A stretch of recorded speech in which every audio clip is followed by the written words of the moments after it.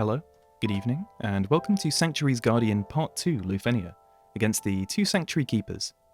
These guys are nasty bosses from Final Fantasy X, and as it's Yuna's event, they do some pretty hefty debuffs on you, especially from that recast, which they start off doing. You just see there's about 5 debuffs on all the characters, so I've used a Ceodore call just to get rid of those and make sure we're starting with a nice clean sheet.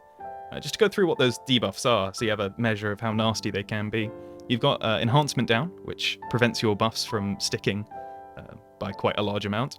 An HP poison, and a stop, which prevents your EX gauge from rising. Those are all framed as well.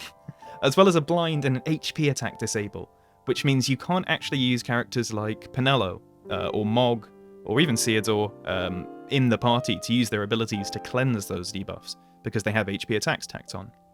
I mean, fortunately, that disable only lasts for a turn, so if you use an AA or something like that, you can run out the duration of it and then use your cleanse, but it's still a pain.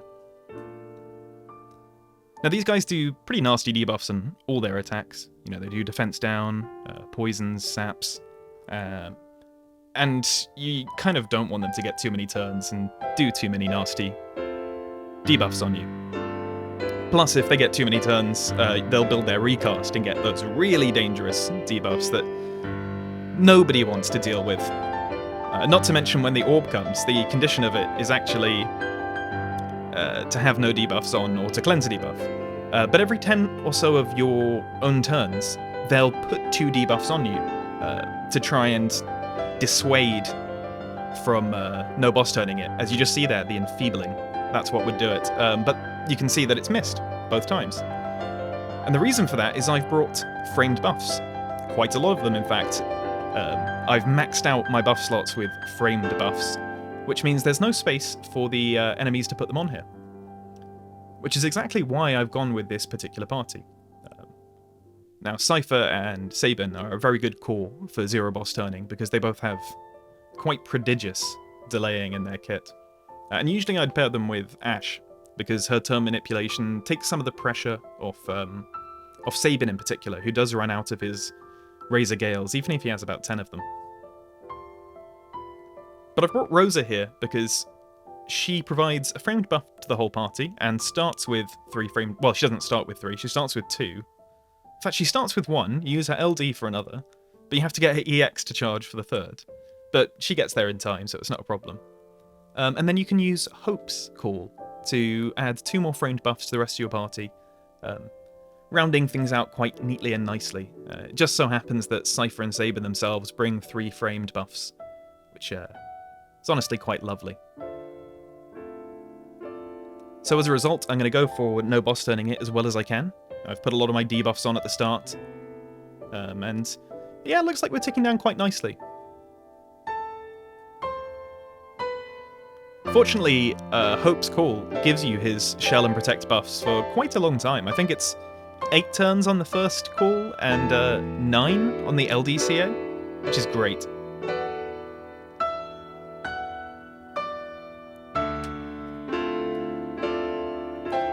Rosa is also very nice for her battery. I know a lot of people rag on her, but I actually quite like using her.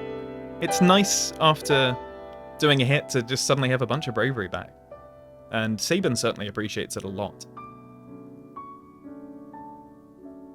The other nice thing I like with running Sabin and Seifer together, because they do work together very nicely with the delays, and I think Seifer appreciates the battery as well, but it's that Sabin imperils Seifer's skill 1, which is Wind Element. He doesn't carry an imperil himself, which is a nice little additional bit of synergy.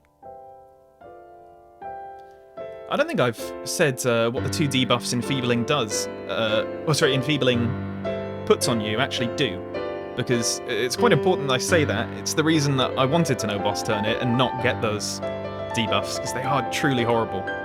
One of them is HP damage resist down, and that is permanent unless you cleanse it off, so you just have to deal with that.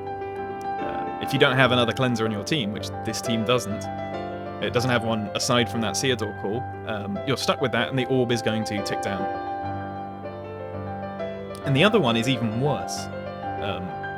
It's called Aggravate, and it functions much like Elden Arsh's Warp or Realm Sketch. insofar as whenever you take a turn, the enemy will warp its turn directly behind yours, giving them way more chances to do some pretty hefty hits on you, which nobody wants to take. So yeah, let's just not deal with that at all and not get it on. I can't remember if I've said what the orb does. In case I haven't, it ticks up by 1 for every turn you don't have a debuff on. Or potentially 2. Let me check. It ticks up by 1 when you have no debuffs, and it goes up by 15 to a maximum of 20 whenever you cleanse. So it definitely wants you to bring Yuna here for her Esuna, which is a fantastic cleansing tool. Although I think Yuna has this awkward thing where her auras are at their best, well, they're really where you want them to be, when your party has no debuffs. But she doesn't really want to be pressing Esuna because she's got some quite nice damaging skills she'd rather be hitting. So she has to press it if it's there, but you're not going to do any damage by doing it. At least it's a free turn. It's just... it's odd to have a character where one of the reasons you'd bring them, to get rid of debuffs, is also something that hurts them. So you're going to bring her to debuff heavy fights, but you'll take debuffs, and it'll take to get to her turn to cleanse them. So it's a little awkward. Now, about 10% ago, I didn't comment on this, they did actually recover 20% of their HP, which is a lot. Makes this fight drag on a lot longer than it needed to. I was hoping it would be very similar to the 2 in Umbral, which we did, which were the Agrius Wizards and the RC Elementuses, because those had the same amount of HP, 9 million each. So I thought, yeah, that'd be brilliant. I can just do the same thing, and I know I've got the damage, but yeah, that extra 20% on each of them, whew, it makes this a much longer fight. You can see I'm down to very few Razor Gale users left, and we're only about halfway through the fight. Fortunately, Seifer still hitting crazy amounts of damage with his EX. Love to see it. Now, one nice thing with Rosa is if you don't have anything very good to do with her, you can actually just press her S2, just pray. It is high turn rate, but it doesn't take up a turn. It doesn't add to the turn count, so it's just a nice battery that if you've got nothing better to do, may as well press it.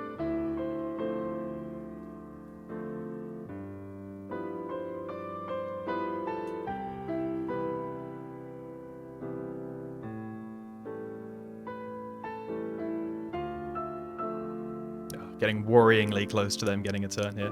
So I think I've got nothing to do but press summon earlier than I'd have liked, but frankly I need the space, and it gives me some nice launches, at the very least.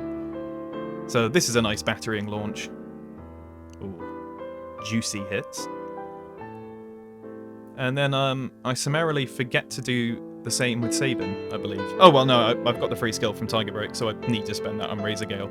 Try and build up some space between me and the enemy, because it's getting a little too close for comfort, and I don't really like it. Having some performance issues here, but my phone decided that this would be a good time, just when things are starting to get a little tense in the fight, to take a big performance dip, which you're seeing it sped up, and it's still painful to watch. It's even more unbearable when you're the one trying to get through the fight, believe me. So that's a nice bit of space, and Sabin actually loves space. It lets them press buttons that aren't Razor Gale. Phantom Flurry does a good 300x damage. Between 300 and 400 usually. And his Aura Cannon is it hits much harder than you'd expect for a move that batteries as much as it does. He really does have a little bit of everything in his kit, and he keeps hitting his bravery caps, very, very late into the fight. I mean, that's not quite capping, but it's above 10,000, and that's more than anyone can get without high armor, so can't really argue with it. The other nice thing about Rosa is, even though her hits are quite pitiful, her battery is very significant. So she's going to be hitting pretty hard. Well, I say pretty hard. So long as you enable her enough with battery, her hits are not negligible, let's put it that way. I don't want to go too out on a limb in defending Rosa. I'm not multiracial lion. The absolute Rosa stan. Getting towards the end of the fight, but I am running out of juice on my delays. I have a single Razor Gale left to press with Sabin, and I have no purges left either. So I think at this point I thought, nah, it's not going to happen. I'm not gonna be able to get the kill. I'll lose damage, or I won't be able to delay them enough. Spoiler warning: I do complete the fight. I wouldn't have uploaded just 60 turns of me struggling against a boss and then not winning. That would be embarrassing.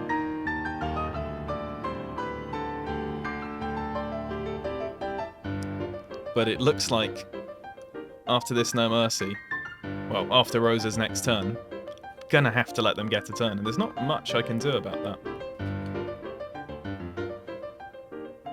What play do I make here? Phantom Rush on a launch. Slightly baffling move, I will admit. I could have done the Aura Cannon for a launch. Oh well. We forget these things. Still does 400k, can't argue too much. And EX with Rosa just to batter everyone up and make sure that we can take this hit. At this point in the fight, it's nice to know I have re-raise if something goes horrifically wrong. Fortunately, Seifer's EX debuff there, making them do absolutely no bravery damage. I love it. He's great at delaying them, and when they do get a turn, they don't get anything to do with it. But the thing about re-raise with Rosa is I would lose all of my buffs at this point, and I have no LD uses left. So that would be the end of all my delays with Seifer. It would be the end of Sabin doing pretty much anything. It would be the end of the run. So I can't rely on that re-raise. Unless it happened at like 3% as an absolute safety net. So now I'm just trying to press praise with Rosa to try and lower her impact on the tank count as much as possible, because she's going to be doing less than the boys.